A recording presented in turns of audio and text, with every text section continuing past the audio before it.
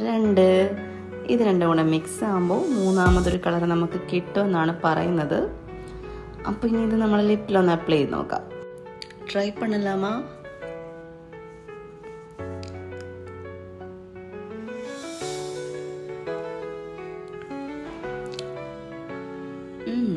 നല്ല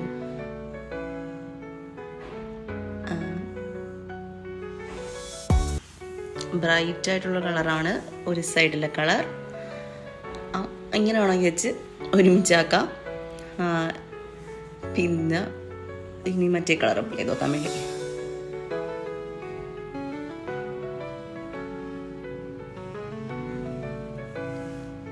വാവ്,